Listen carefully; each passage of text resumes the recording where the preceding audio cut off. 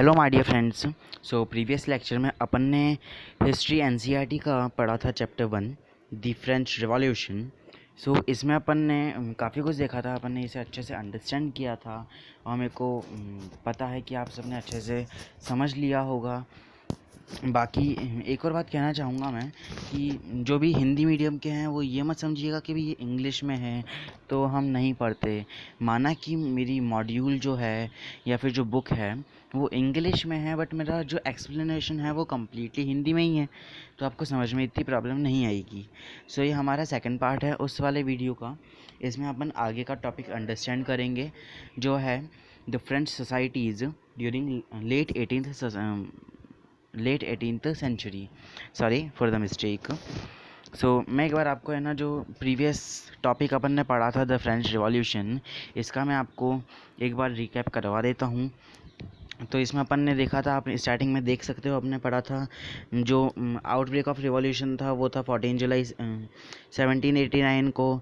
उसके बाद जो किंग ने कमांड किया था ट्रूप को कि वो सिटीज़ में जाएं और वहाँ पे लॉ एंड ऑर्डर को मेंटेन करें, जबकि र्यूमर स्प्रेड हो गया था। र्यूमर ये स्प्रेड हो गया था कि ओपन फायर का ऑर्डर दिया गया है। र्यूमर स्प्रेड होने की वजह से जो 7,000 मेन से वुमेन हैं वो गैदर किए थे, एक पीपल मिलिटिया बनाई थी। मिलिटिया का मैंने आपको मतलब बताया था। और सॉरी मैंने थोड़ा सा स्पीड में बोल रहा हूँ क्योंकि ये सिर्फ एक रिकैप है। तो मिलिटिया बनाई थी। बाकी उन्होंने काफ़ी सारी नंबर ऑफ़ गवर्नमेंट बिल्डिंग्स को डिस्ट्रॉय कर दिया था। सेवरल हंड्रेड पीपल्स ने एक मार्च करे थे eastern part of the city के तरफ और स्टॉर्म कर दिया था फोर्ट्रेस एंड द बेस्टाइल।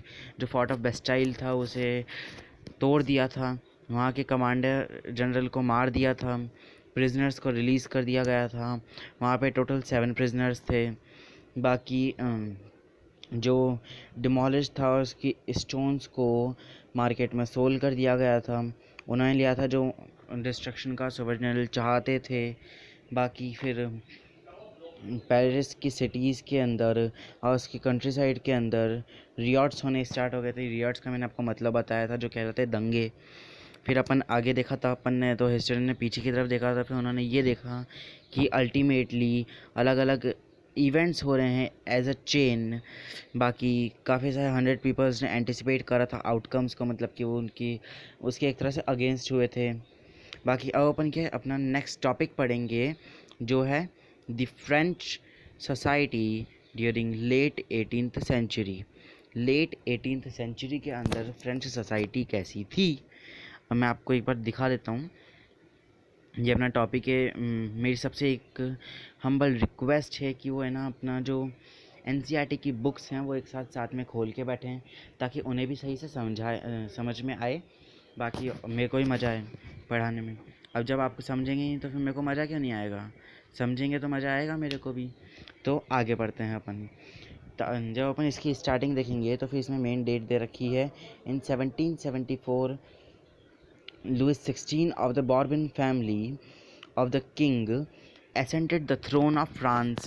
1774 के अंदर जो लुइस 16 था बॉर्बन फैमिली का, उसे अपनी राजगद्दी मिली थी।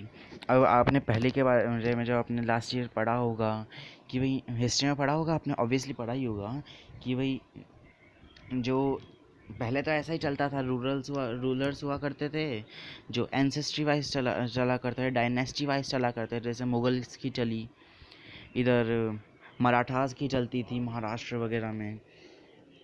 तो बस यही है। अब आप इसमें चाहें तो इसे, जैसे आपको बॉर्बन फैमिली याद नहीं हो तो आप इस तरीके से भी याद कर सकते हैं। अब बॉर्बन बिस्किट तो आपने सुना ही होगा, उसी तरीके से आप याद कर सकते हैं इसे। बाकी ये है, he was 20 year old and married to the Australian princess Marie Antoinette. वो 20 साल का था जो किंग था वहाँ का। ये लुइस 16 जो किंग था, उसे जब राजगद्दी मिली, उसे जब थ्रोन सौंपा गया फ्रांस का, तब वो सिर्फ 20 साल का था, है ना। 20 साल ऐसे नॉर्मल एज होती है। और उसकी शादी किससे हुई थी? Australian princess Marie Antoinette. एक बार रिपीट कर देता हूँ, मैरी एंटोनियट से जो ऑस्ट्रेलियन प्रिंसेस थी उसकी शादी हुई थी जब वो 20 साल का था। क्योंकि उसे राजगद्दी तो मिल ही चुकी थी। Upon his accession the new king was found the empty treasury. अब जब उसके एक्सेशन से मतलब कि उसके एंसेस्ट्री में जो रूलर्स रहे थे उनसे उन्हें क्या मिला, मतलब कि जो मान लो आज के समय में अभी रूलर्स हुआ करते, आप भी किसी ना किसी डायनेस्टी में होते तो आपको भी राजगद्दी मिलती ही सही। तो जब आप अपनी ट्रेजरी को देखते तो आप देखते ही कि भाई आपके एंसेस्टर्स ने आपके लिए आपकी ट्रेजरी में आपकी जो ये आपको जो सल्तनत सौंपी गई है, जो आपको एक लार्ज पीस ऑफ लैंड दिया गया है, उसमें उसकी ट्रेजरी के लिए उसके साथ उसकी ट्रेजरी के अंदर आपके लिए क्या कुछ छोड़ा गया है ना। तो जब लुइस 15 ने देखा, उसने जब अपनी जो थ्रोन है वो थ्रोन संभाला और जब देखा कि उसकी जो ट्रेजरी है वो एम्प्टी है। अब एम्प्टी क्यों है ये अपन देखते हैं। Long years of the war had drained the financial resources of the France. Long years of the war had drained the financial resources of France. ये कह रहा है कि लंबे सालों की जंग में, और जब जंग होती है तब उसमें आर्मी भी लगती है, सारे आर्म्स भी लगते हैं, एम्यूनेशन तो चाहिए होता है ना। तो उसी में क्या है उसकी मतलब कि उसने क्या है उसकी फाइनेंशियल जितनी भी रिसोर्सेज थे उसे बहा ले गया है ना। अपन कहते हैं ना कि भी सारे के सारे ट्रेजरी सारी मनी बह गई, पानी में बह गई जब कुछ फेल हो जाता है। तो वैसे ही इसमें भी बता रखा है कि काफ़ी लंबे सालों की जंग में जो फाइनेंशियल रिसोर्सेज थे फ्रांस के वो बह गए है ना। Long year of the war had drained the financial resources of the France. Added to this was the cost of maintaining an extravagant court at the immense place of Versailles. ये मैंने आगे की लाइन बोल रहा हूँ कि added to this was the cost of maintaining an extravagant court at the immense place of Versailles, है ना। अब ये लाइन क्या रही है, ये कह रही है कि ये लंबे सालों की जंग में तो उसके फाइनेंशियल रिसोर्सेज बहे ही सही, ख़त्म हुए ही सही। उसी के साथ अब जब इतना लंबा चौड़ा अच्छा एक्स्ट्रावेजेंट सुपीरियर कोर्ट है, सुपीरियर कोर्ट एक तरह से आप वो भी कह सकते हैं कंफर्ट जो कोर्ट रहता है सारी कंफर्टनेस के साथ में, तो सुपीरियर जो कोर्ट है, एक्स्ट्रावेजेंट जो कोर्ट है, उसके मेंटेनेंस में भी तो पैसे जाएंगे ना। उसे अपने को कंफर्ट ही रखना है। ऐसा तो है नहीं कि मनी ख़त्म होने लग गई तो अपन उसकी कंफर्टनेस छोड़ देंगे, है ना। तो अपने एक्स्ट्रावेजेंट कोर्ट को एक काफ़ी महंगी पैलेस के अंदर वर्साइलिस के बहुत इमेंस पैलेस, मतलब काफ़ी ही रिच पैलेस जो that was highly costed. Sorry for the miscellaneous mistakes. हाँ, आगे पढ़ेंगे अपन। Under Louis 16 France helped the 13 American colonies to gain their independence from the common enemy Britain.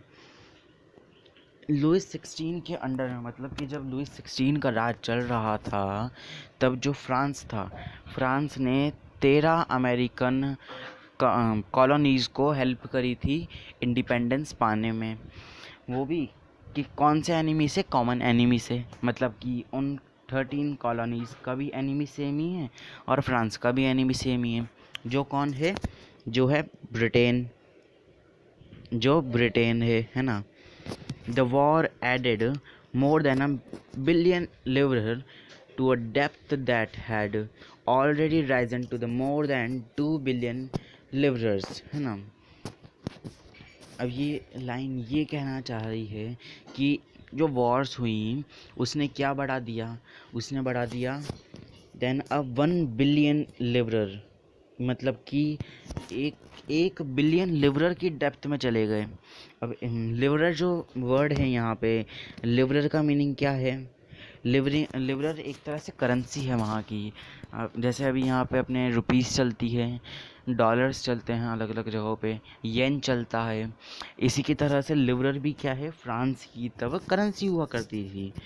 तो जो लुइस 15 था, उसे कितने बिलियन लिवरर्स का लॉस हुआ? पहले 1 बिलियन का, जो बढ़ते बढ़ते जो बढ़ चुका था 2 बिलियन लिवरर्स तक। मतलब कि आप समझ सकते हैं 1 बिलियन लिवरर का तो लॉस हो ही रहा है, उसी के साथ वो बढ़ते बढ़ते कितना पहुंच चुका था? 2 बिलियन लिवरर्स। मैंने अंडरलाइन करा है, देख लीजिएगा, है ना। Lenders who gave the state credit now begin to charge 10% interest on loan. अब जो लैंडर्स हुआ करते थे, जो क्या देते थे, स्टेट को क्रेडिट देते थे, मतलब कि एक तरह से लोन देते थे सारे सिटीजन्स को, जो सारे सिटीजन्स को क्या देते थे? लोन देते थे।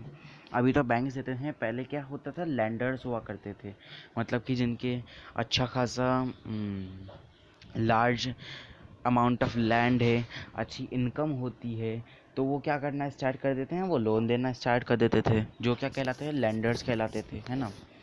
तो लैंडर्स ने क्या करा? लैंडर्स ने क्या स्टार्ट कर दिया? 10% चार्ज लेना स्टार्ट कर दिया लोन्स के इंटरेस्ट पर, है ना। अभी भी देखा होगा, अगर आप देखा होगा कभी, कि भाई ना, जो लोन लेते हैं तो फिर लोन में अपने को इंटरेस्ट भी देना पड़ता है उसका, है ना। मान लीजिए 1 लाख का लोन लिया, आपको और इंटरेस्ट देना पड़ेगा जितनी वहाँ की परसेंटेज होगी। 15% है, 15,000 एक्स्ट्रा देने पड़ेंगे, है ना। तो ऐसे क्या इंटरेस्ट देना पड़ता है। वैसे ही इसने क्या करा कि begin to charge 10% interest on loans पर 10% इंटरेस्ट लगाना शुरू कर दिया उसने। So the French government was obliged to spend an increasing percent of its budget on interest payment alone, है ना। अब जो अब जो फ्रेंच सोसाइटी है, फ्रेंच गवर्नमेंट है, वो ऑब्लाइज करा उसने।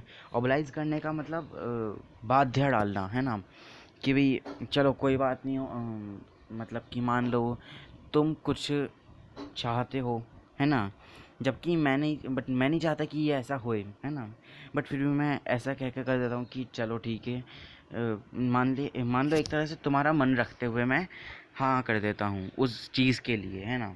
तो वो क्या कहलाता है? ऑब्लाइज करना कहलाता है।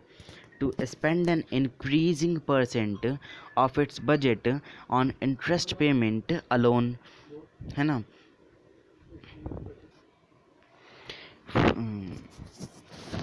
So the French government was obliged to spend an increasing percent.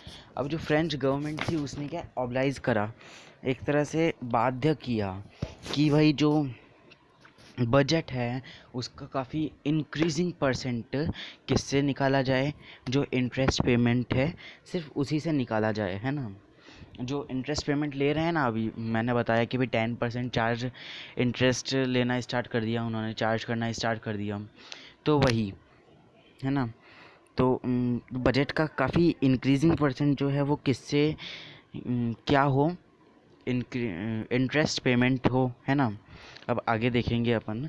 To meet its regular expense to meet its regular expense such as the cost of maintaining an army, the court, running government offices or universities, the state was forced to increase taxes. अब अब इतने पैसे तो चाहिए अपने को कि भाई अपन, है ना, अपनी आर्मी को मेंटेन कर सके, इतना बड़ा जो कोर्ट है, अपना पैलेस है, फोर्ट है, इसे मेंटेन कर सकें, रनिंग गवर्नमेंट ऑफिसेज हैं, यूनिवर्सिटीज़ हैं, उसे मेंटेन कर सकें। इन सब को मेंटेन करने के लिए जो स्टेट है उसे क्या फोर्स किया गया कि वो टैक्सेस बढ़ाए, है ना। यहाँ पे लिखा हुआ है state was forced to increase the taxes, है ना। एक और बार बताता हूँ मैं आपको कि अब गवर्नमेंट को क्या मेंटेन करना है। जैसे अभी अपने यहाँ पे भी अपनी गवर्नमेंट का वो लेते हैं। अभी अपने यहाँ पे बीजेपी है गवर्नमेंट की, अभी पावर में है ना, इंडिया में पावर में बीजेपी है। अब जब गवर्नमेंट के पास पैसे नहीं होंगे तो उसे पैसे तो चाहिए होंगे ना, क्योंकि उसे अपना पैलेस को मेंटेन करना है, जैसे राष्ट्रपति भवन को मेंटेन करना है। उसकी जो आर्मी है, अभी अपने इंडिया की आर्मी भी शायद तक 7th पावरफुल आर्मी है इंडिया की भी, तो उसे अपने को मेंटेन करना है। बाकी जो गवर्नमेंट के यूनिवर्सिटीज़ चलती हैं, ऑफिसेस चलते हैं, कॉलेजेस चलते हैं, इन सबको भी तो मेंटेन करना ही पड़ेगा। ऐसा तो है नहीं कि मनी नहीं है तो उसे छोड़ दिया जाए, अपन बंद कर दे कुछ समय के लिए, नहीं, ऐसा नहीं कर सकते। तो इन्हीं सब के एक्सपेंसेस को, रेगुलर एक्सपेंसेस को मेंटेन करने के लिए जो गवर्नमेंट है उसे फोर्स हो गई, वो उस पर इतना दबाव चले डल गया कि भाई उसकी टैक्स बढ़ाने के लिए उसके ऊपर काफ़ी दबाव बढ़ चुका था, क्योंकि उसे मेंटेन करना है सब कुछ, ऐसे नहीं छोड़ सकते, है ना। अब अपन आगे बढ़ते हैं।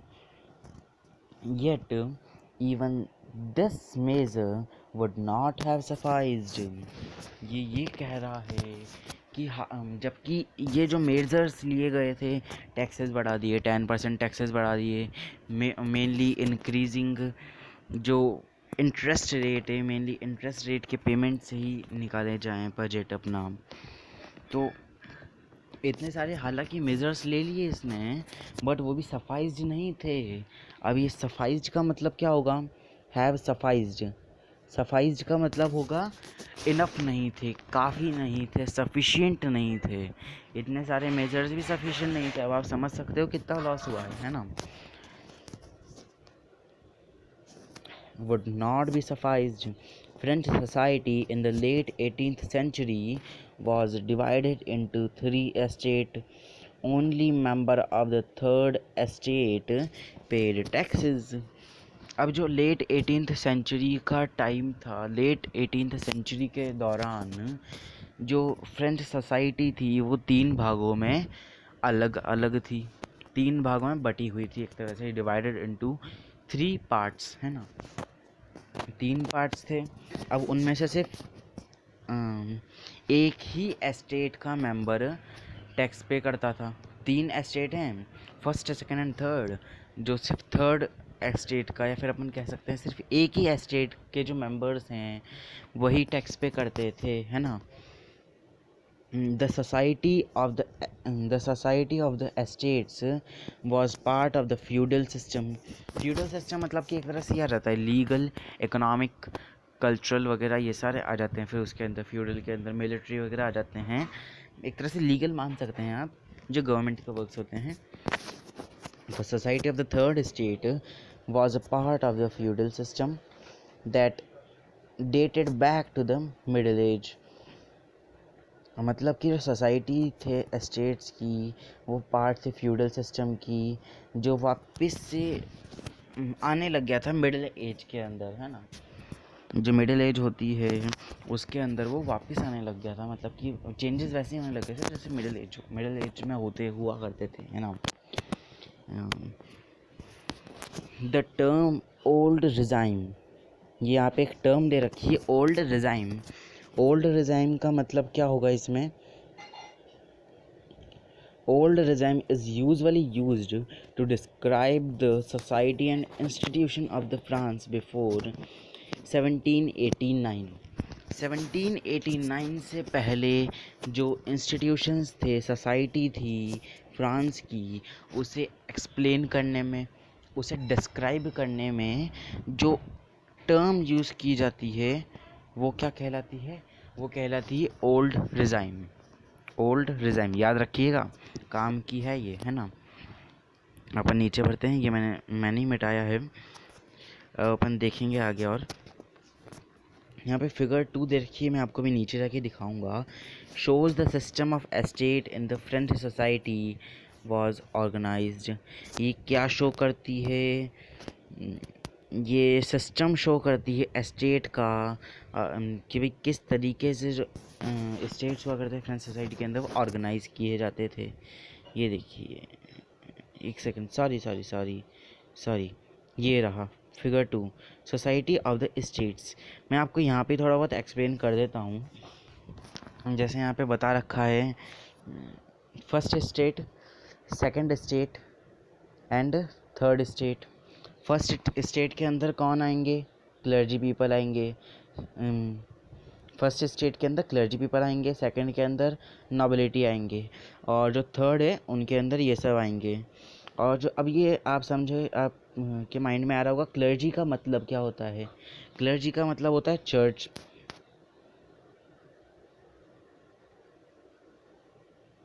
सॉरी, ये पॉइंटर की वजह से अभी थोड़ा सा लिखने में नहीं आ रहा है, मैं शॉर्ट में लिख देता हूँ, चर्च है ना। क्लर्जी का मतलब वो होते हैं जो पीपल क्या है, चर्च में बैठते हैं। आप चर्च में गए होंगे तो वहाँ पे आपने देखा होगा कि चर्च में कुछ पर्सन्स रहते हैं जो क्या करवाते हैं, प्रेयर करवाते हैं। जैसे अभी अपने नॉर्मल हिंदुज़्म में अपने बैठते हैं, पंडित वगैरह बैठते हैं टेम्पल्स के अंदर, वैसे ही चर्च के अंदर क्या है, वहाँ की अलग बैठते हैं, जो क्या कहलाते हैं, क्लर्जी पीपल कहलाते हैं। और जो नोबेलिटी होते हैं, नोबेलिटी कौन होते हैं? नोबेलिटी होते हैं जो रूलर है, रूलर के रिलेटिव्स है ना। रूलर के रिलेटिव्स क्या कहलाते हैं? नोबेलिटी पीपल कहलाते हैं। अब ये जो नोबेलिटी और क्लर्जी है, इन दोनों के ही कुछ बर्थ प्रिविलेजेस हैं। क्या कह रहा हूँ मैं, नोट डाउन कर लीजिएगा, वैसे अभी आगे मिलेगा। बर्थ से क्या है, प्रिविलेजेस हैं, है ना। अब बर्थ से कुछ प्रिविलेजेस हैं, बर्थ से प्रिविलेजेस मतलब कुछ अधिकार दिए हुए हैं इन्हें जन्म से। अपन कहते हैं ना, अपना जन्म सिद्ध अधिकार है, वैसे ही इन्हें भी काफ़ी सारे टाइप्स के जन्म सिद्ध अधिकार दिए हुए हैं, प्रिविलेजेस दिए हुए हैं, कि भाई इन्हें टैक्स पे करने की कोई ज़रूरत ही नहीं है ना। ये एक तो टैक्स तो पे करना ही नहीं है इन्हें, तो ये वैसे ही आराम से घूमते हैं। जबकि ये जो नोबेलिटी होती है, सॉरी सॉरी सॉरी, नोबेलिटी होती हैं, चर्च के जो पर्सन्स होते हैं, sorry for the mistake because of the process. So जो क्लर्जी पीपल होते हैं उन्हें कुछ जन्म से अधिकार होते हैं जिनकी वजह से उन्हें टैक्स पे करने की ज़रूरत नहीं होती, जबकि वो तो चार्ज भी करते हैं टैक्स जो नॉर्मल पीजेंट्स वगैरह होते हैं उनके ऊपर। नेक्स्ट आएगा अपने थर्ड स्टेट। कोई बात नहीं, ऊपर का रब हो गया होगा, आपने वैसे ही पढ़ ही लिया होगा, फिर मैं एक बार अभी रिकैप करवाऊँगा तब मैं बता दूँगा एक बार, है ना। नेक्स्ट आएगा थर्ड स्टेट। थर्ड स्टेट के अंदर आते हैं अपने जो बिजनेसमैन्स होते हैं, मर्चेंट्स होते हैं, businessman's, merchants, court officials, lawyer etcetera. Peasants आएंगे, आर्टिशियन आएंगे, ये स्मॉल पीजेंट्स आएंगे, लैंडलेस लेबर्स आएंगे। अब इन सब को सिर्फ ये जो थर्ड स्टेट है, सिर्फ इसी स्टेट वालों को टैक्स पे करना पड़ता है। मैंने आपको बताया था अभी, क्लर्जी हैं, नोबेलिटी हैं, ये चर्च वाले होते हैं, और ये होते हैं रिलेटिव्स। इनके पास जन्मसिद्ध अधिकार होते हैं जिसे अपन क्या कहते हैं, बर्थ प्रिविलेजेस। बर्थ प्रिविलेजेस, है ना। इन दोनों के पास क्या है, बर्थ प्रिविलेजेस हैं।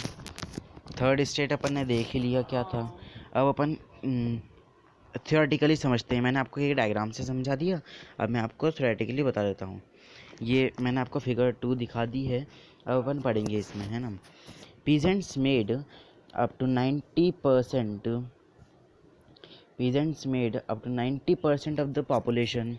अब जो थर्ड स्टेट है उसके अंदर भी जो 90% पॉपुलेशन है वो किसकी है, वो पीजेंट्स की है ना, पीजेंट्स की है। जबकि जो काफ़ी ही स्मॉल नंबर ऑफ पर्सन्स में, मतलब कि 90% तो पीजेंट्स के पास, 90% तो पीजेंट्स ही से, मतलब कि जो फार्मर्स वगैरह होते हैं 90% तो पीजेंट्स हैं, जबकि 90% में से भी काफ़ी ही स्मॉल नंबर ऑफ पर्सन, यहाँ पे लिखा हुआ है however only a small number of them on the land they cultivated, है ना, only a small number of them on the land they cultivated.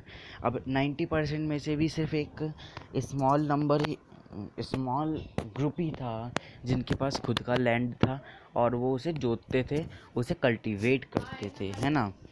About 60% of the land was owned by the nobles, church and other richer member of the third state. अब ये जो 60%, अब इनमें से भी जो 60% है ना, मतलब कि मैंने आपको क्या बताया, टोटल तीनों स्टेट के अंदर 90% के पास लैंड था, सॉरी हाँ सॉरी, थोड़ी सी मिस्टेक हो गई, जो 90% थे तीनों स्टेट्स में से 90% के पास पीजेंट्स थे, मतलब कि 90% पीजेंट्स थे, जिनमें से भी काफ़ी स्मॉल ग्रुप ऑफ पीपल्स के पास खुद का लैंड था, है ना। 60% जो थे लैंड ऑन्ड, मतलब कि जो स्मॉल पीपल थे ना, उसमें से भी जो 60% लोग थे वो नॉबल्स थे, चर्च थे और रिचर मेंबर थे थर्ड स्टेट के, है ना। बाकी जो 40% थे वो तो ऐसे ही नॉर्मल पीपल हैं, पीजेंट्स हैं, है ना, जबकि ये रिच पर्सन्स हैं, है ना, जो कि अपने अंडर में जो लैंडलेस लेबर्स हैं उनसे काम करवाते हैं, है ना। The member of the first two state that is clergy and the nobility, है ना, मैंने आपको बताया था जो फर्स्ट टू स्टेट्स हैं, मैंने रब करा है ताकि अलग अलग थोड़ा सा कन्फ्यूजन नहीं हो।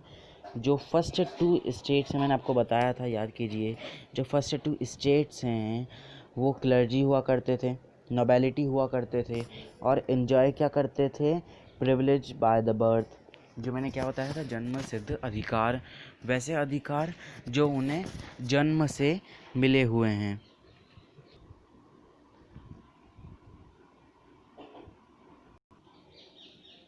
हाँ, तो अपन पढ़ रहे थे कि भाई मैंने आपको वहाँ पे ही बताया था, अभी आपको डायग्राम में बताया था कि जो ये फर्स्ट टू स्टेट के पीपल्स थे वो कौन है, फर्स्ट टू स्टेट के पीपल, फर्स्ट टू स्टेट के पीपल हैं क्लर्जी पीपल हैं और नोबेलिटी पीपल हैं, जो एंजॉय करते हैं सर्टन बर्थ प्रिविलेजेस, जिनके पास कुछ एक जन्मसिद्ध अधिकार हैं जो वो एंजॉय करते हैं।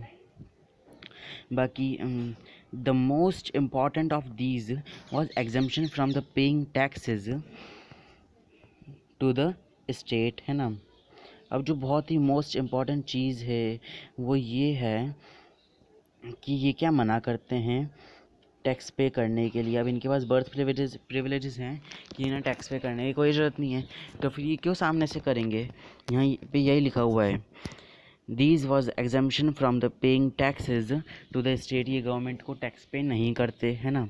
इसीलिए मैंने कहा था कि जो थर्ड स्टेट है सिर्फ वही टैक्स पे करेगा, स्टार्टिंग के जो फर्स्ट और सेकंड स्टेट है वो दोनों ही टैक्स पे नहीं करेंगे। बाकी the noble further enjoyed feudal privileges, जो नॉबल्स हैं वो भी फ्यूडल प्रिविलेजेस एंजॉय करते हैं। फ्यूडल प्रिविलेजेस मतलब कि जो उन्हें लीगली दी जाती है, जो उन्हें गवर्नमेंट से दी जाती है, क्योंकि वो वैसे भी नॉबल्स हैं तो फिर उन्हें कुछ प्रिविलेजेस मिलेंगी सही जब वो अच्छे खासे, जैसे नॉबल्स में आ जाएंगे, लॉयर्स आ जाएंगे, आपके डॉक्टर्स आ जाएंगे, ये सारे किस में आ जाएंगे, नॉबल्स में आ जाएंगे, जो नॉबल फैमिलीज से हैं या फिर उनके रिलेटिव्स में आ जाएंगे, है ना। बाकी पीजेंट्स वर ऑब्लाइज्ड, मैं नीचे स्वाइप कर लेता हूँ, peasants were obliged to render services, है ना। अब जो पीजेंट्स थे वो चाहते नहीं थे, फिर भी वो ऐसे कर देते थे कि ठीक है वो करना पड़ रहा है तो कर देते, मजबूरी एक तरह से।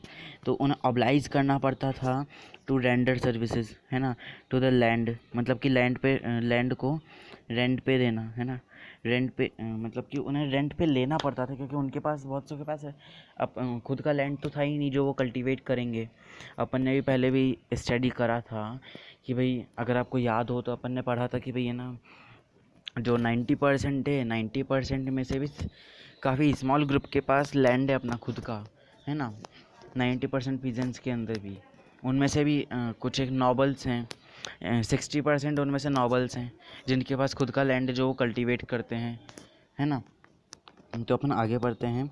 उन्हें लैंड लेना पड़ता था, है ना, उन्हें दूसरों के हाउस में या फिर फील्ड पे वर्क करना पड़ता था। दूसरों के हाउस में मतलब कि जो नॉबल्स हुआ करते थे, जो क्लर्जी हुआ करते थे, जो नॉबेलिटी हुआ करते थे, या फिर रॉयल उसमें, है ना, तो इन जगहों पे उन्हें काम करना पड़ता था। To serve in the army और participate in the building road, उन्हें आर्मी में पार्टिसिपेट करना पड़ता था, है ना, सॉरी, उन्हें आर्मी में सर्व करना पड़ता था, नहीं चाहते थे तब भी आर्मी में सर्व करना पड़ता था। और जो रोड्स को बिल्ड बनाए जाते हैं उनके अंदर उन्हें पार्टिसिपेट करना पड़ता था। अब जो चर्च था वो खुद भी, मैंने आपको बताया था अभी ऊपर जब मैंने आपको डायग्राम से बताया था कि भाई ना ऐसे ऐसे होते हैं क्लर्जी, नोबेलिटी और थर्ड स्टेट वाले, तब मैंने आपको बताया था कि जो चर्च वाले हैं वो चर्च के जो पीपल्स हैं, क्लर्जी पीपल हैं, उन्हें वो टैक्स लेंगे। मैं आपको आगे बताऊंगा, ऐसा बताया था मैंने, आपको कहा था अगर आपको याद हो तो जो तो इसमें लिखा हुआ है the church to extract its share of taxes called tithe, है ना। चर्च जो टैक्स लेता था जो क्या कहलाता था, टिथ कहलाता था। दो तरह के टैक्स पढ़ेंगे अपन, एक तो ये टिथ आएगा, है ना, दूसरा आएगा टैली, है ना, टिथ और टैली, टिथ टैली आ गया, है ना। फ्रॉम द पीजेंट्स, पीजेंट से लेते थे वो टैक्सेस अलग से खुद के शेयर का, चर्च क्लर्जी पीपल्स, है ना। And finally all members of the third state, finally जितने भी मेंबर्स थे थर्ड स्टेट के, उन्हें टैक्स पे करना पड़ता था स्टेट को, है ना।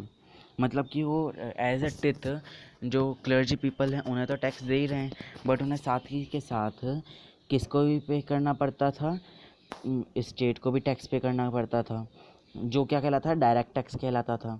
ये चर्च वाला तो क्या कहलाएगा, इनडायरेक्ट, और जो स्टेट वाला है जो क्या कहलाता है, टैली, वो क्या कहलाएगा, डायरेक्ट टैक्स कहलाएगा, है ना।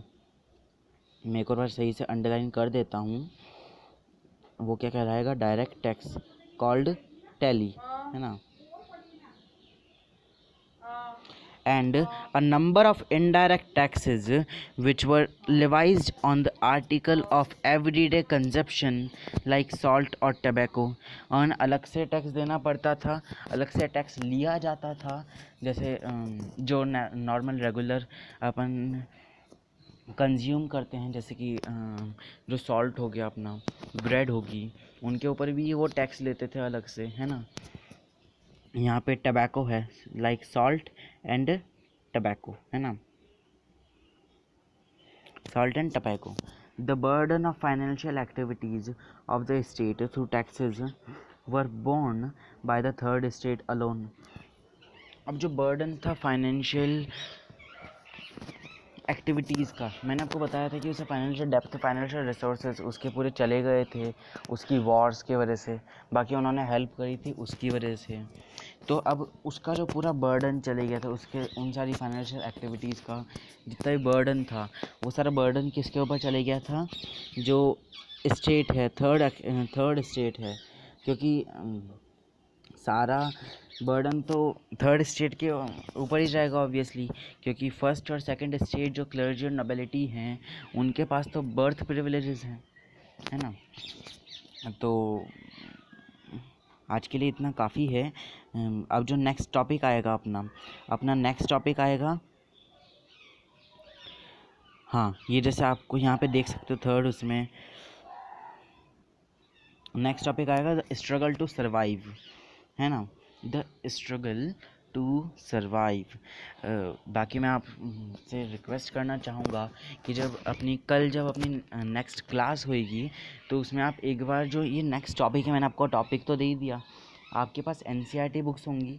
अगर आपके पास एनसीईआरटी बुक्स नहीं हो तो आप एनसीईआरटी ऐप्स से बुक्स निकाल कर या फिर गूगल से बुक्स निकाल कर एक बार इस टॉपिक को रीड करके आएँ।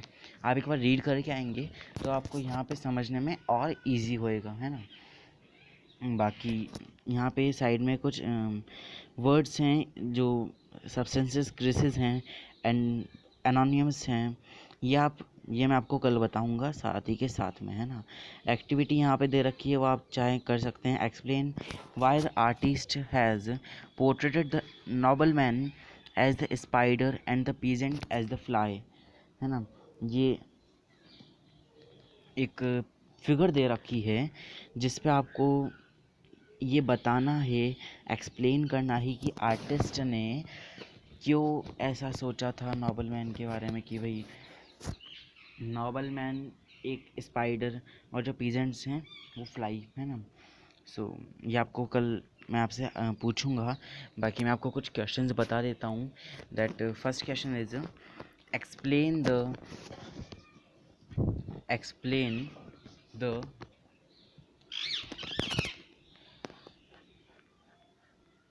explain the French society during late 18th century.